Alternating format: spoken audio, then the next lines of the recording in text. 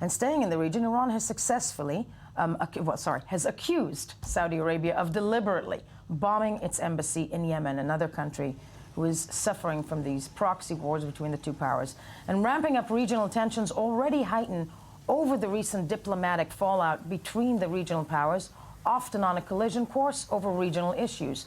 A full-blown split between Sunni-majority Saudi Arabia and Shia-dominated Iran erupted after Riyadh executed a prominent Shiite cleric and activist, Nimr al-Nimr, along with 46 others. Nimr's death sparked demonstrations in many countries, including Iran, where protesters stormed and set fire to the Saudi embassy in Tehran. In response, Riyadh, along with Sunni allies Kuwait, UAE, Bahrain, and Sudan, cut or downgraded ties with the Islamic Republic. A Saudi-led coalition has waged a war, an air war, on Iran-backed rebels in Yemen since March, killing 2,800 people. Let's take a look at the following report that basically recaps what is going on when it comes between the countries or the empire, or the powers, Saudi and Iran, on the ground in the Middle East, and break it down from there.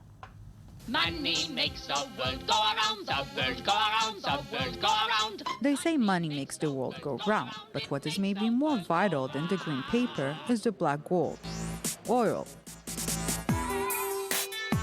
And those whose crowns are made of black gold are none other than the Middle Eastern powers, namely the Gulf countries. The discovery of large reserves of oil in the region, first in what was then Persia in 1908 and 3 decades later in Saudi Arabia, is one of the most fundamental turning points in the history of the modern Middle East, maybe of the modern world.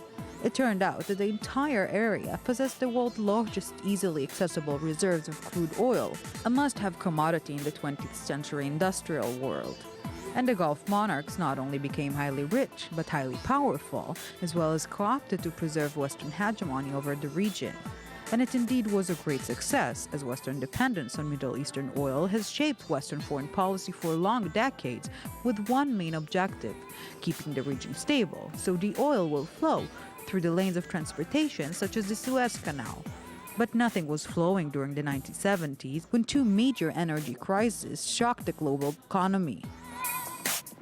The 1973 oil crisis began when the members of the Organization of Arab Petroleum Exporting Countries declared an oil embargo in the wake of the Arab-Israeli War, leading to a rapid and sharp increase in prices.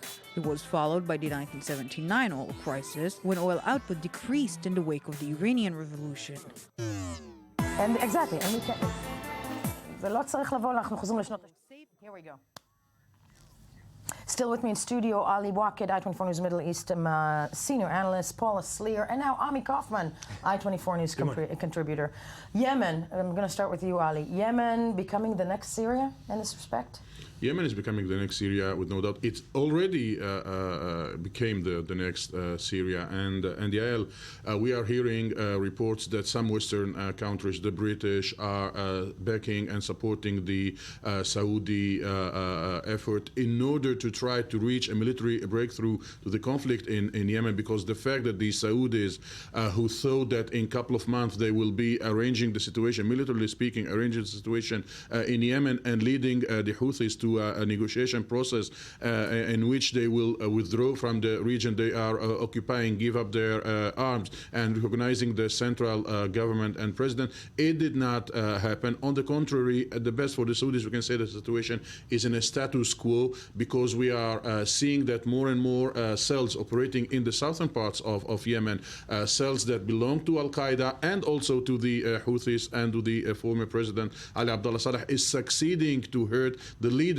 of the security apparatus in southern Yemen, and complicating the Saudi effort to try to bring the Houthis at their knees before a peace process in Yemen.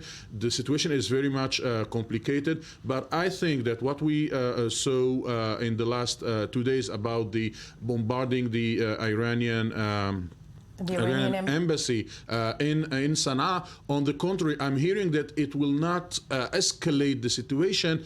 It may be a kind of Saudi retaliation. By the way, the Saudis do not recognize for the moment they attacked the Iranian embassy. But we are hearing voices even from Iran calling to respect diplomatic places and embassies and to open a dialogue between Iran and Saudi Arabia. But the Saudis answered from Pakistan, and it's not. Pakistan is the very big Islamic country on which Saudi Arabia is counting in case there will be an escalation between. The Saudis are not really counting on the Emirates or on Kuwait or of course on Bahrain. They will count on Egypt, they will count on Pakistan. This is why the Foreign Saudi Minister Adel Jubeir answered the Iranians from Pakistan, saying that the Saudis will keep going until the Iranians stop their involvement in the Arab Sunni world. In the Arab Sunni world, but as we said, bigger powers at play here, and at the end of the day, hopefully this will be resolved soon. At the end of the day, it's the people on the ground who are suffering. I want to thank you, Ali, as we move along.